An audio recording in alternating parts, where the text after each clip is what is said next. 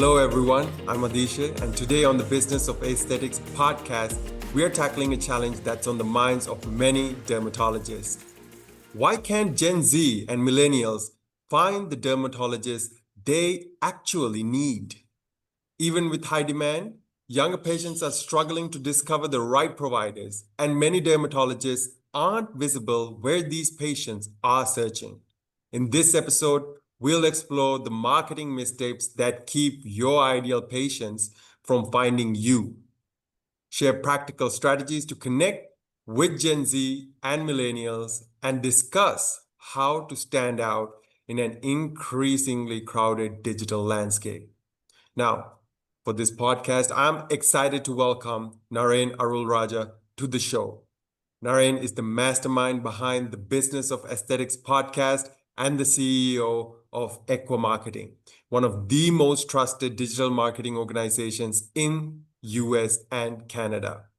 With over 18 years of experience supporting dermatology and plastic surgery practice owners, and a dedicated client base of more than 500 healthcare owners, Naren brings unmatched insight into helping practices optimize marketing, educate clients, and achieve sustainable growth.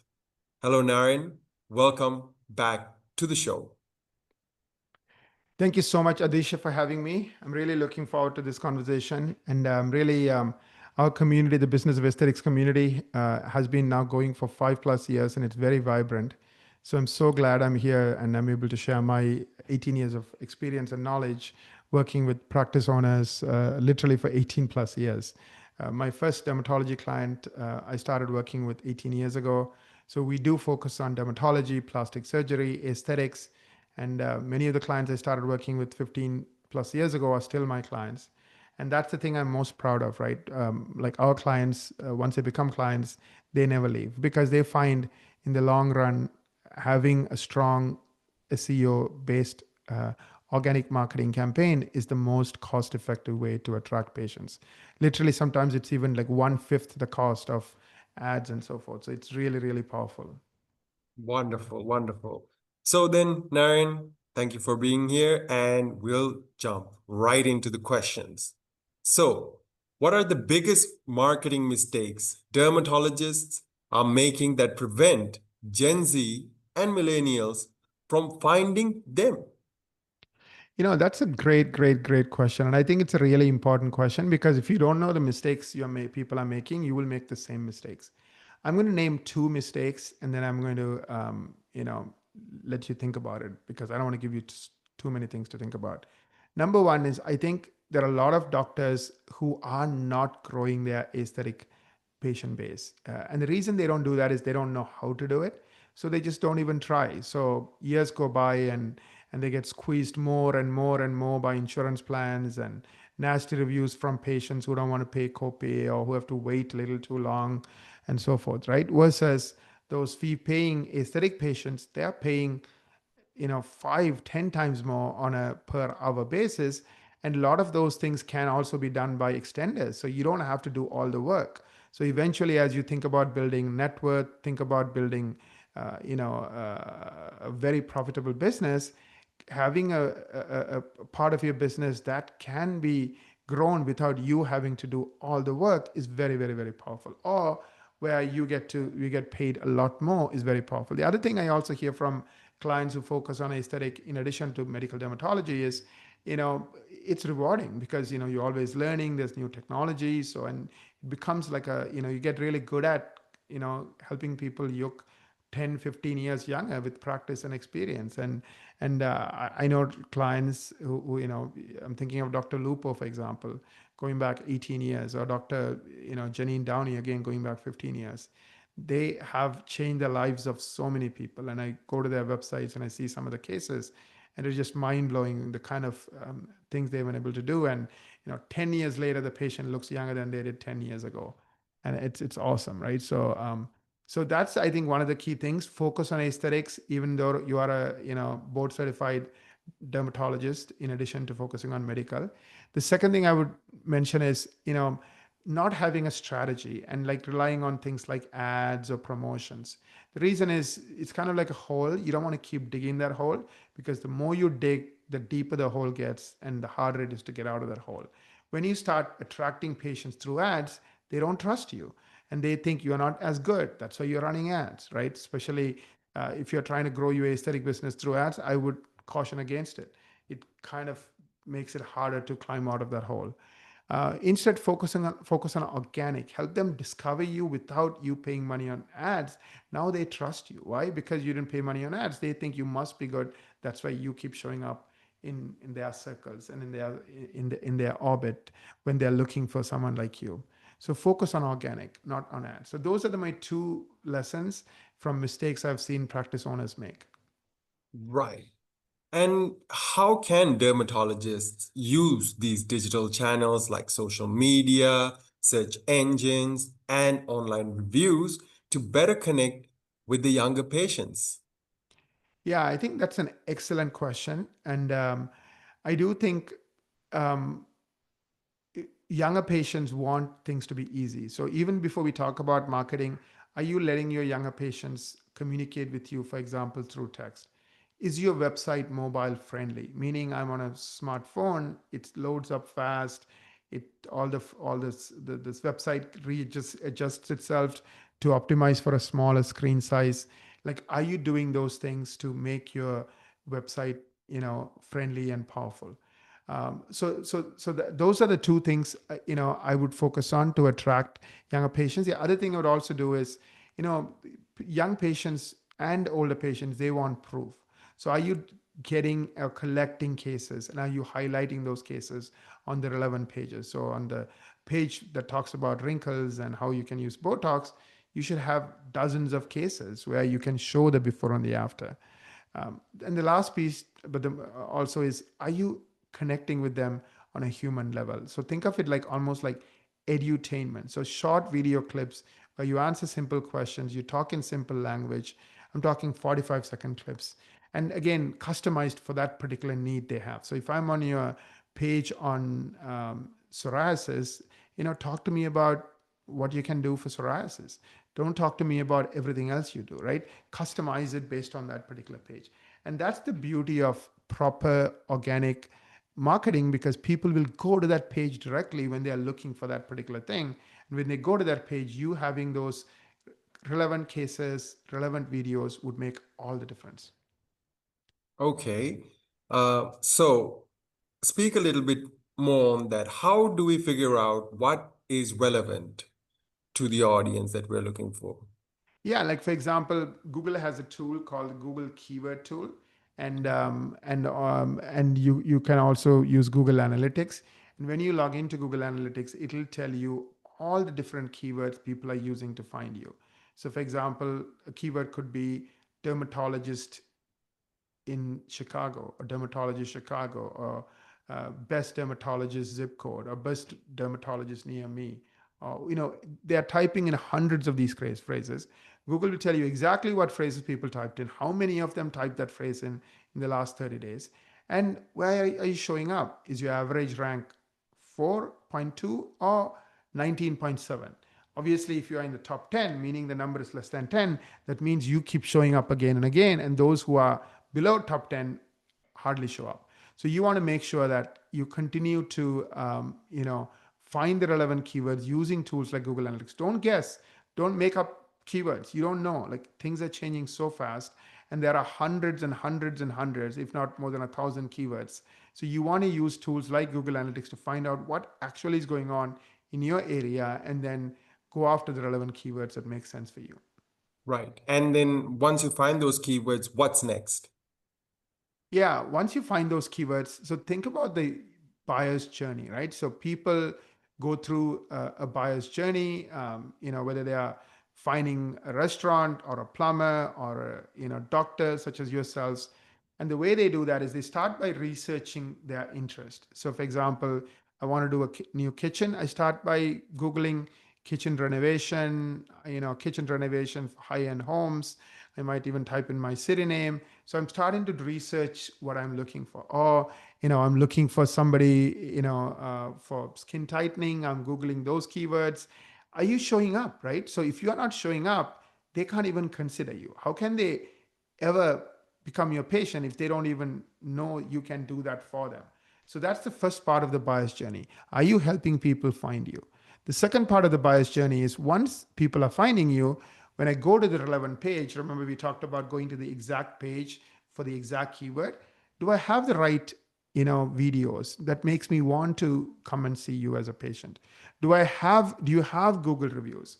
So first is helping people find you in the buyer's journey, then helping them like you. That's where the easy to understand videos and even cases are coming in. And finally, helping people trust you. That's where Google reviews come in. Cases also help with trust, right? If I am seeing one doctor who has done 15 cases versus another one who might be a board certified dermatologist but has no pictures of cases or no reviews, who am I going to pick? The one who has done a lot of this and who has lots of reviews, or somebody who may have done a lot of it and may have a lot of reviews, but I can't see those easily. So optimize for the buyer's journey, helping people find you, helping people like you, and helping people trust you. So thank you very much for those actionable tactics and strategies that you just laid out so well, Naren. So, how important is personal branding for dermatologists today? And what are some effective ways to stand out to digitally savvy patients? Yeah, that's an excellent question. So, in 2025, I'm sure if you haven't heard the word AI, you are probably living under a rock. AI is having a huge impact on everything, right? From self-driving cars to robots. Not too far away from, like we'll be having robots working in factories and homes, perhaps within a few years. But we're also seeing products like ChatGPT, and Google, for example, has Google AI Overview. And even like a few months ago, 2 billion people are using Google AI Overview. So Google AI Overview has become the dominant AI tool right now when it comes to people, people online.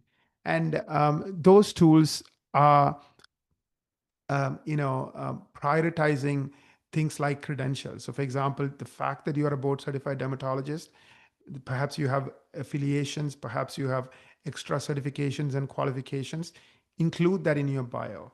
Create videos that again has a bio next to those videos, so Google knows that you are not just anybody creating content, but you are somebody who's an authority. I think in the world of machine content where AI can create infinite content and a lot of it is just made up, having content that is linked to a trusted authority is super super super powerful. So I'm answering your question in two ways. One is this helps you with your branding, because the more you do things to make Google happy, not only are you going to get a lot more traffic from Google, but also it's going to make your patients trust you more because of the branding and all the things you're doing consistently. So I really think, having proper bios, having videos, using those bios religiously on relevant pages, they are all extremely important techniques. Now, I want to say that, it is not easy to show up on Google for free. Google makes $250 billion from ads, so they make it really hard. Only like 3-5% of you will get free traffic from Google. But the 3 to 5% who gets free traffic will get so much free traffic, almost 95% of the free traffic. But everybody else, the 97%, you have to pay ad money. So you have no choice but to pay Google ad money. So that's just the way the world is. And just have to understand how things are going and you have to adapt. For example, we have been spending months and months totally revamping our company to make it AI relevant. So not only ranking on Google, but ChatGPT, Gemini, and pretty much every other major search engine. Now, the good news is Google still controls 95% of the market, but just in case some of the other guys become stronger when it comes to search, we don't want to take a chance. I mean, we believe in dominating the market and helping our clients crush the competition. So we just always, go the extra mile when it comes to, how dominant we are when it comes to people looking for information, and our clients, our doctors are the ones they're finding. So, it would be correct to say Ekwa is found or based on dominating search. Absolutely. You could And have said it better. And the reason is Google Ads are 5 to 10 times more expensive for the same new patient. So it's probably the best thing to do, even though it's really, really hard. It takes time, it takes hundreds of hours. But if you can master it, then it's a matter of maintaining it, which is much easier than mastering it, which takes effort and time. So we tell our clients, you have to give us 1 year. If you don't give us 1 year, you're not going to be happy. But those who give us 1 year, 95% of dermatologists, they never leave us. They love what we are doing and the results we are producing. and just to speak a little bit more, you spoke about authority being one of the key criterias for ranking. Are there any more that people should be aware of? Yeah, Google looks at many, many factors. Google CRUX, which is Chrome UX, NAP, Google Lighthouse Score, original content, quality backlinks, and Google reviews. Now, I can spend whole 30 minutes going through all of this, but I'll touch on a couple. So NAP means name, address, phone number consistency. There are hundreds of directories and websites with your business name, with your address, and with your phone number. Even if there's a slight change in the way the name is written or the address is written, that can cause problems and that can make you rank less. So fixing all of that. So we have a dedicated team. That's all they do. Find and fix these issues constantly. Again, CRUX. Google is used to have Google Lighthouse Score, but now they're replacing that with CRUX. And that's really, is your website built the right way, the way Google wants it? And if you do, and Google is always changing its rules around all of these things, and you keep it up, you're going to have an unfair advantage. It's kind of like getting into a top university. If you do really, really well in all these areas, you will get in. You will rank in the top 3%. But if you don't, you are kicked out immediately. So not only do you need to do it one time, but you have to keep doing it because Google keeps changing its rules. Again, I don't blame them. When you make $250 billion from ads, you would do everything in your power to make sure the free traffic is limited to as few people as possible. Wonderful. Now, if dermatologists want to attract more Gen Z and millennial patients, right? And what small changes can they start with today? And how can expert advice guide them further? That's a great question. I do think the difference between those who succeed and those who don't is not brains, it's not hard work. It's the ones who are failing have the wrong map. Stephen Covey talked about it when he explained the concept of paradigm. He said, paradigm, if you change the way you think, the things you look at change, your entire world change, your entire life changes. I think the missing link is a lot of people don't sit and think about the buyer's journey. How do I help people find me? How do I help people like me? How do I help people choose me? And because they don't think from first principles, they don't understand how buyers are going about making these decisions. They don't optimize for it. If you did, then you would be the one ranking for hundreds of keywords and getting 95% of the free traffic when people are looking to find someone like you, right? Because you rank for hundreds of keywords near the top of Google. If you did, you would have amazing landing pages that these people go to, which has cases and videos and easy to use and easy to relate to and like you. And finally, you will continue to work on Google reviews. So one of the things I would recommend is have someone who has a lot of knowledge. Like we have people with decades of experience do a thorough review. We call it a marketing strategy meeting, and the link is businessofesthetics.org/msm. Book that marketing strategy meeting. Really, really, have somebody give you a report card. How many keywords am I ranking for? All the different areas that I want to rank in. How is my competition doing? Am I doing as well, if not better than my competition? Once you know those two things, then you also need a plan. Like, okay, how do I go from being in the bottom 95% that gets no free traffic? So my only option is either get medical patients, and obviously that's unlimited, or my only option is Google Ads, versus I have a new option. I can go after attracting patients organically, and somebody else can do it for me. Of course, we spend 600 hours to help our clients get to 100 keywords or more, but it is possible. 95% of our clients, they never leave us. So book that marketing strategy meeting, businessofesthetics.org/msm. And after you book that marketing strategy meeting, take the report and decide what you want to do with it, whether you work with us or somebody else. At least now you know what the correct map looks like. Now you know what the correct set of steps look like. Now you can make some decisions. Right. And, Naren, as they say, education without action is just entertainment.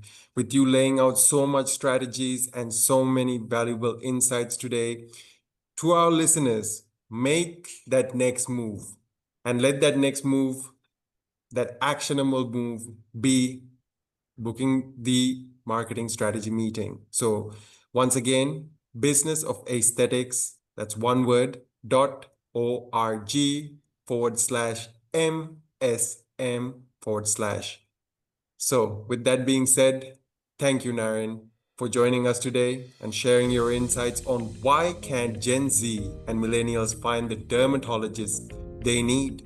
Your expertise on digital marketing and patient acquisition in the dermatology space is incredibly valuable. And I know our listeners will walk away with plenty of actionable strategies they can implement in their own practices. To our listeners, a huge thank you for tuning in. Your support makes this podcast possible. If you found today's episode helpful, please share it with your colleagues and friends in the dermatology community. And don't forget to leave a review on your favorite podcast platform. Your feedback helps us more people discover the podcast and benefit from this conversation.